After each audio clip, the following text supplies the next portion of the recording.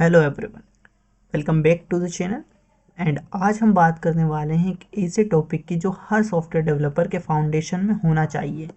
Software architecture और design patterns या फिर सॉफ्टवेयर आर्किटेक्चर फ्रेमवर्क्स। देखो, जब हम कोई छोटा सा प्रोग्राम बनाते हैं, जैसे हमने कैलकुलेटर या लॉगिन फॉर्म बनाया, तब हमें आर्किटेक्चर के बारे में ज़्यादा सोचना नहीं पड़ता है। लेकिन जब हम एक लार्ज स्केल सॉफ्टवेयर सिस्टम बनाते हैं, जैसे यूट्यूब, ज़ोमैटो या बैंकिंग एप्लीकेशन, तो हर चीज़ एक स्ट्रक्चर के अंदर डिज़ाइन करनी पड़ती है और वही स्ट्रक्चर डिफाइन करता है कि सॉफ्टवेयर आर्किटेक्चर को। सिंपल लैंग्वेज में बोले तो सॉफ्टवेयर आर्किटेक्चर एक ब्लूप्रिंट होता है जो बताता है कि सिस्टम के कंपोनेंट्स कैसे इंटरेक्ट करेंगे, डेटा फ्लो कैसे होगा और पूरा सिस्टम स्केलेबल और मेंटेनेबल कैसे बनेगा। आर्किटेक्चर का मेन गोल होता है सिस्टम को रिलायबल बनाना, मेंटेनेंस इजी रखना और परफॉर्मेंस को ऑप्टिमाइज करना। और जब हम आर्किटेक्चर के अंदर स्पेसिफिक डिज़ाइन अप्रोचेस फॉलो करते हैं, जैसे layered, client server, master slave और एमवीसी, तो उन्हें हम कहते हैं आर्किटेक्चर पैटर्न्स या हम उन्हें कहते हैं आर्किटेक्चर फ्रेमवर्क्स। तो आज की इस वीडियो में हम इन्हीं 4 मोस्ट इम्पोर्टेंट पैटर्न्स को समझेंगे एकदम सिंपल एक्सप्लेनेशन के साथ। तो चलिए शुरू करते हैं बिना किसी टाइम वेस्ट के। पहले हम समझ लेते हैं सॉफ्टवेयर आर्किटेक्चर फ्रेमवर्क्स क्या होते हैं। The software needs the architectural design to represent the design of software. IEEE defines architectural design. So यहाँ पर IEEE के अकॉर्डिंग क्या कहता है कि जो process of defining a collection of hardware and software components and their interfaces to establish the framework for the development of a computer system. Okay, मतलब simple शब्दों में कि आर्किटेक्चर डिफाइन करता है कि एक कंप्यूटर बेस्ड सिस्टम के अंदर कंपोनेंट्स कैसे ऑर्गेनाइज होंगे और वो एक दूसरे के साथ कैसे कम्युनिकेट कर पाएंगे। हर आर्किटेक्चर स्टाइल एक स्पेसिफिक सिस्टम कैटेगरी को डिस्क्राइब करता है, जिसमें कुछ हमारे कंपोनेंट्स होते हैं, कनेक्टर्स होते हैं। कंपोनेंट जैसे डेटाबेस प्रोसेसिंग मॉड्यूल्स या सर्विसेज। इसके पहले वाले लेक्चर में हमने कंपोनेंट्स और कनेक्टर्स पढ़े थे।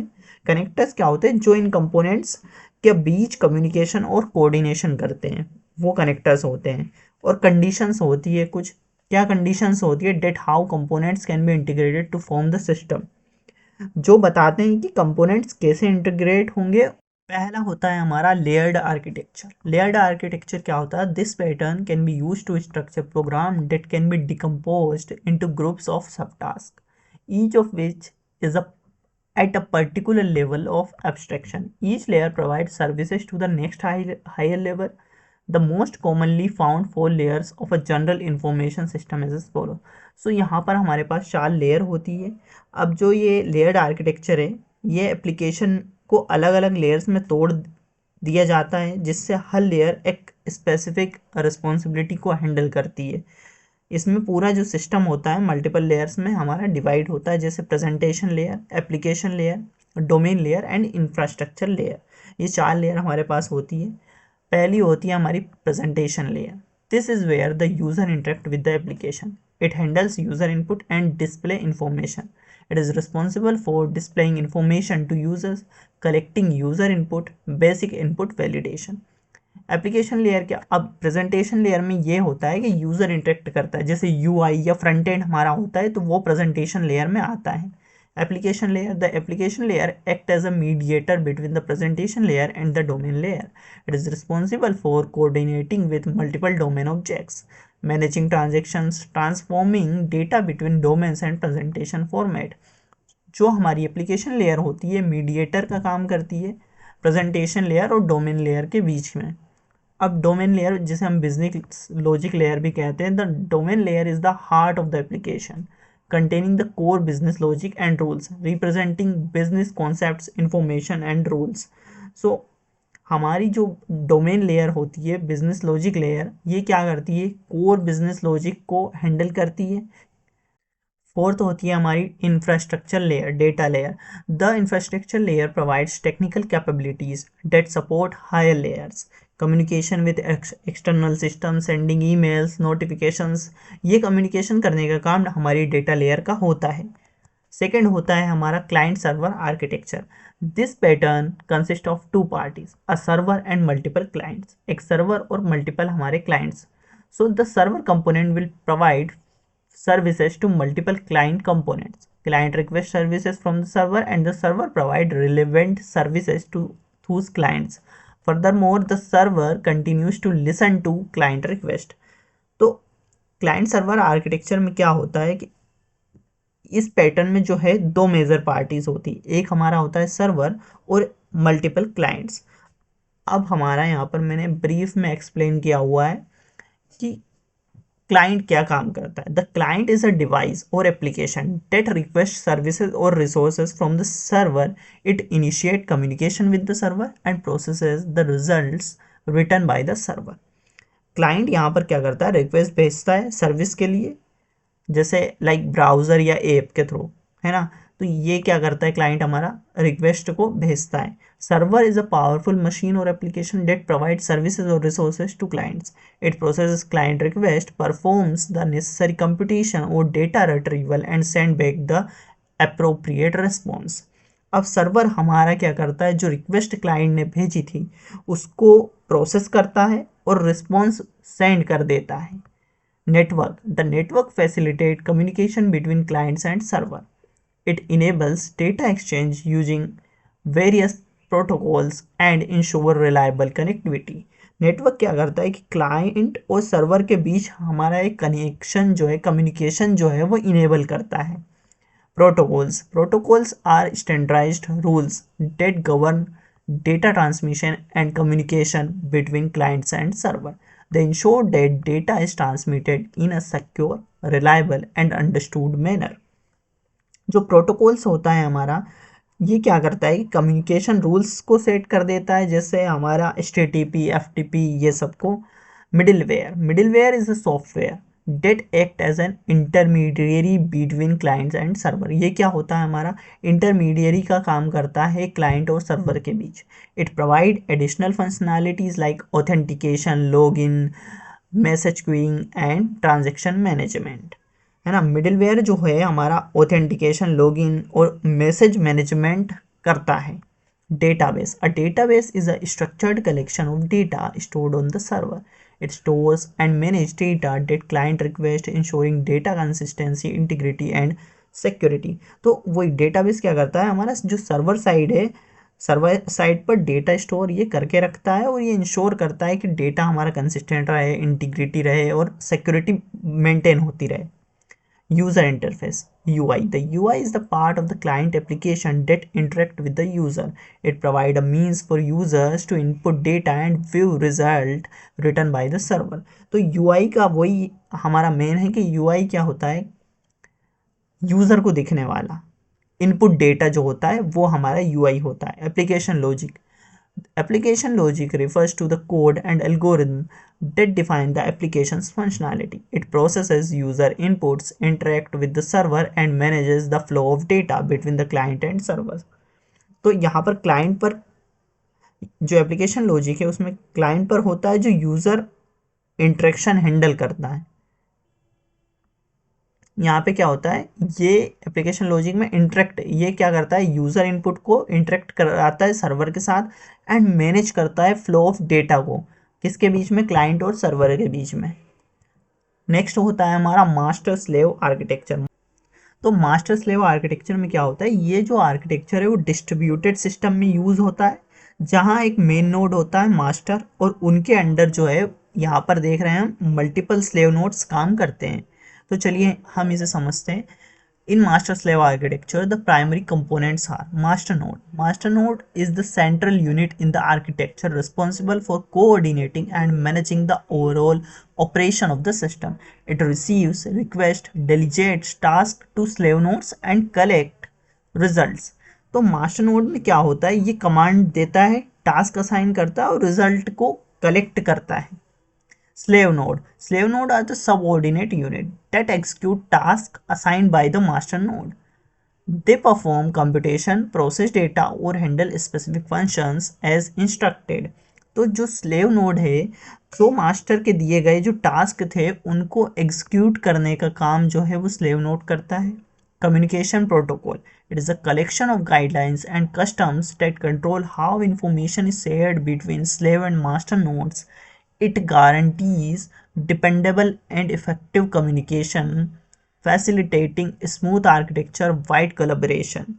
So कम्युनिकेशन प्रोटोकॉल का सिंपल सा मतलब ये है कि जो मास्टर और स्लेव के बीच डेटा एक्सचेंज रूल्स है उनको ये डिफाइन करता है.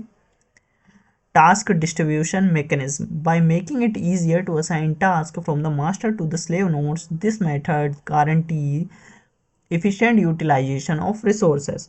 तो जो टास्क डिस्ट्रीब्यूशन मैकेनिज्म है वो क्या करता है कि मास्टर से स्लेव्स को इफिशिएंटली टास्क असाइन करता है. Feedback mechanism.